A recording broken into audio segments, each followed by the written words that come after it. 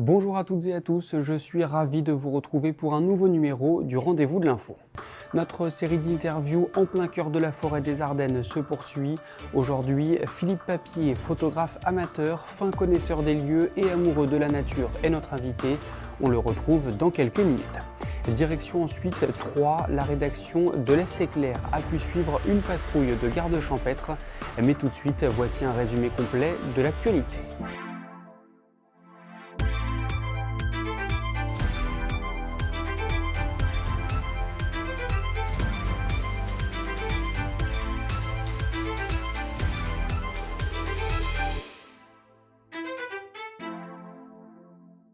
Un homme de 23 ans a été mis en examen et placé en détention provisoire à Troyes dans le cadre de l'enquête sur le meurtre d'Harouna Touré le week-end dernier. Lors de sa garde à vue, il a rapidement reconnu être l'auteur des coups de couteau, mais il affirme s'être simplement défendu. Le parquet a ouvert une information judiciaire. L'entreprise de fabrication de montures Lunettes pour tous envisage de relocaliser sa production en France et plus précisément sur la friche Porcher à Revin. L'indiscrétion est rapportée par le magazine économique Entreprendre et a été reprise par Les Échos. Dans la pointe, les acteurs locaux ne sont au courant de rien, mais le préfet Alain Buquet reconnaît des discussions. On en sait un peu plus sur la panne qui a impacté lundi les numéros d'urgence des Ardennes, de l'Aube et de la Marne. Des travaux effectués dans la région Grand Est ont entraîné une section des câbles.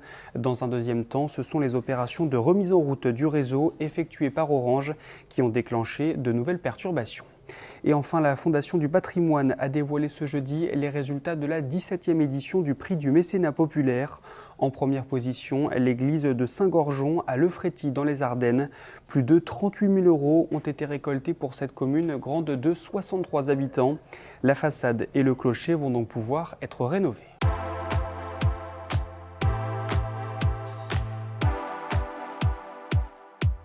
La forêt des Ardennes est touchée depuis plusieurs années par la crise des scolytes, un insecte ravageur qui s'attaque aux troncs d'arbres. Nous avons évoqué le sujet avec Philippe Papier, photographe ardennais. Philippe Papier, bonjour. Bonjour. Vous êtes photographe amateur, vous êtes également membre d'une association ardennesnature.com. Est-ce que vous pourriez tout d'abord nous expliquer d'où vous vient cet amour pour la forêt ardennaise ? Alors, je suis né vraiment au cœur de la forêt ardennaise puisque je suis natif de la vallée de l'Asmois. Et donc, depuis toute mon enfance, on s'est promené en forêt. C'était vraiment ce qu'on faisait à cette époque-là quand on était jeune, quoi. Donc, j'ai gardé cet amour de la forêt. Et c'est venu en plus le côté esthétique qui m'a attiré, d'où cette progression vers la photographie.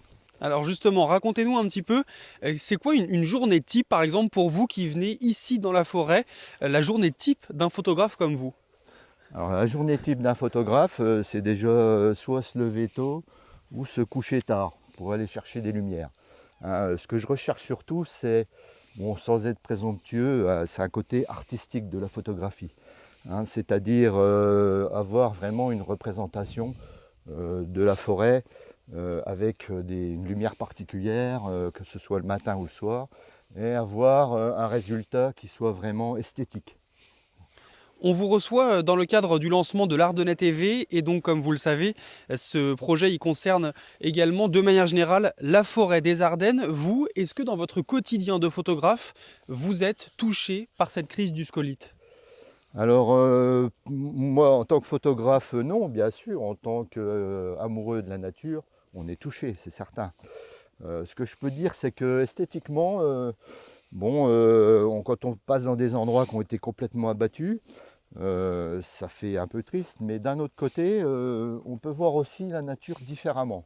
C'est-à-dire que des grandes coupes rases comme ça peuvent faire découvrir aussi d'autres paysages, et c'est pas toujours inintéressant à ce niveau-là. Vous avez vu la situation évoluer au gré de vos sorties ? Oui, bien sûr, oui. Depuis quelques années, c'était catastrophique au niveau de l'évolution de cette maladie. Mais bon, moi je suis d'un naturel assez optimiste et je fais confiance à la nature. C'est-à-dire qu'en matière de photographie, on ne voit jamais les choses deux fois pareilles. D'une année sur l'autre, vous pouvez faire une photo à un endroit et l'année d'après, vous ne referez pas du tout la même photo parce que les arbres ont repoussé, parce que ce jour-là, la lumière sera différente. Voilà. Alors vous le disiez, vous êtes d'un naturel optimiste, mais forcément cette situation, ça doit vous inquiéter ou au moins vous interroger. Ah oui, bien sûr, oui, oui. On se demande quelle va être l'évolution, mais bon, on peut aussi faire confiance aux professionnels à ce niveau-là, qui sauront, à mon avis, trouver des nouvelles essences qui permettront certainement de replanter ces zones-là, toutes ces zones qui sont détruites. Est-ce que pour terminer, vous auriez une belle histoire à nous raconter ou peut-être une petite anecdote que vous avez pu vivre en tant que photographe? Écoutez, l'anecdote qui est la plus intéressante, c'est quand même les petits matins brumeux où on se lève, on voit qu'il va y avoir du soleil, mais on est encore dans la brume. C'est tout, il faut sauter dans la voiture, monter sur les hauteurs. Et puis là, quand on se trouve au-dessus des nuages, c'est fantastique. C'est des moments qu'on ne se lasse pas du tout. Merci beaucoup en tout cas de nous avoir accordé quelques minutes. Mais de rien. Quel est le quotidien des gardes champêtres? Comment travaillent-ils? La rédaction de l'Est Éclair a pu suivre une patrouille dans les rues de Troyes. Regardez.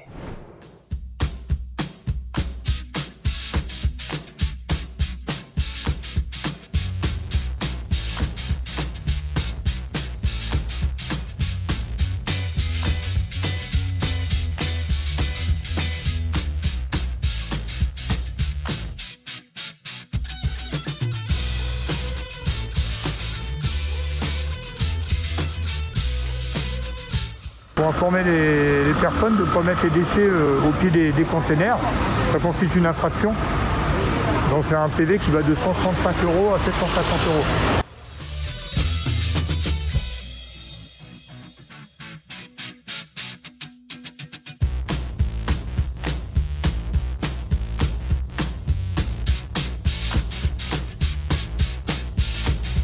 €. On recueille des informations avec les habitants.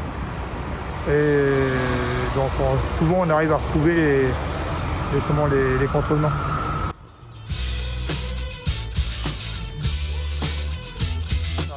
On a toujours les mêmes endroits et toujours les mêmes problématiques.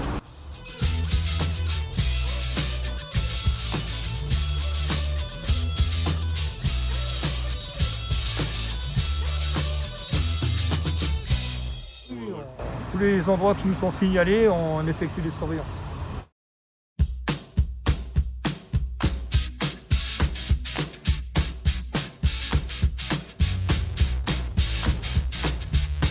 On en trouve beaucoup, vraiment des très très gros dépôts, surtout après des déménagements. Des déménagements où les gens qui font la fête et qui balancent tous leurs sacs comme ça. C'est la fin de cette édition. Je vous retrouve ce vendredi à partir de 18 h pour un nouveau numéro du Rendez-vous de l'info. Et d'ici là, l'actualité se poursuit sur nos différents sites internet.